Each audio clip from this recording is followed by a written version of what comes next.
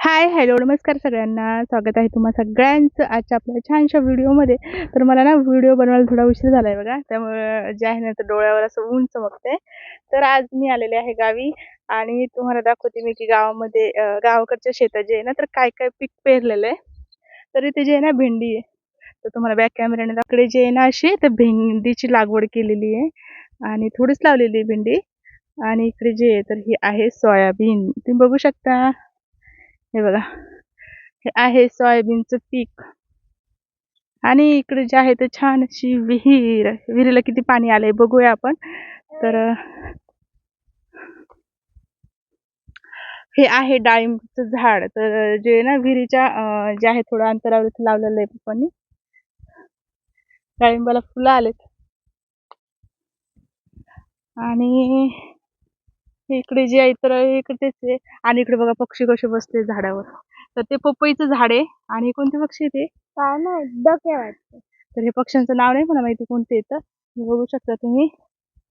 थोडेसे वांग्याची झाडं बघा. शेतकरी म्हणल्यावर ना भाजीपाला विकत घ्यायची गरजच नाही. दोडके, कारले जे असतात ते, वांगी, टोमॅटो ते पण लावलेले, पण ते दुसऱ्या साईड नाही. इथला तुम्हाला दाखवते मी फक्त वांगेच.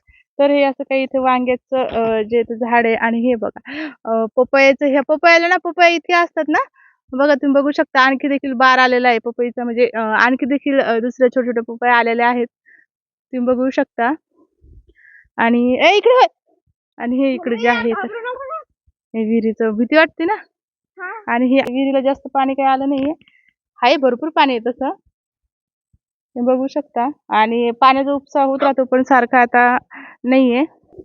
पाऊस पडतो त्याच्यामुळे सध्या जास्त उपसा पाण्याचा. नाही तर शेतातलं म्हणजे अगोदर जे पाऊस नव्हता पडला ना मध्ये, तर याने जे इथे उपसूनच म्हणजे असं मोटरनच पाणी जे आहे ते दिलं होतं, ओलावा केला होता. तर असं काही इथे शेतात सोयाबीन आहे. आणि ही माझी मुलगी.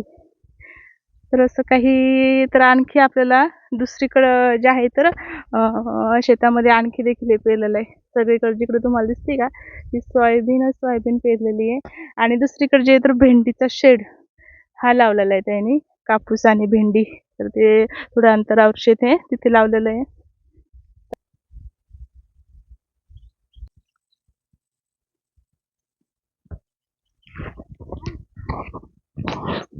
मला ना मी एक इंटरेस्टिंग गोष्ट अशी दाखवते, ती म्हणजे अशी की हे बघा इकडे जे ना माझ्या मागे तुम्हाला साड्या बांधलेल्या दिसत आहेत, बघू शकता तुम्ही अशा जे आहेत ना.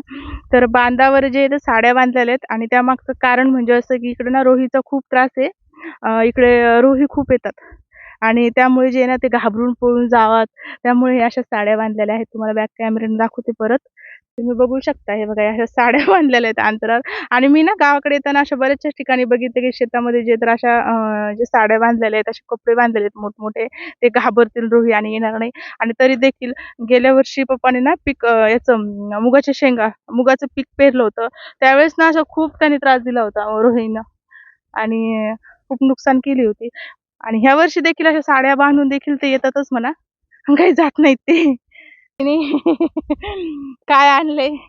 आणि तिला ना याला असे फुलं दिसले. आता याचं नाव काय आम्हाला माहिती नाहीये काय. Purple flower. तिला जांभळ्या कलरच्या फुलांचं झाड मिळाले आणि तिथे उपटून घेतले. आणि मग ती बोलते मम्मी याचं काढ ना फोटो, छान दिसतंय. छान आहे का. कोणी आहे माझ्या माहेराकडील सोयाबीनचं पेरलेलं पीक, तुम्ही बघू शकता. हे बघा, हे सगळं माझ्या मागे जे आहे सगळी सोयाबीन पेरलेली आहे.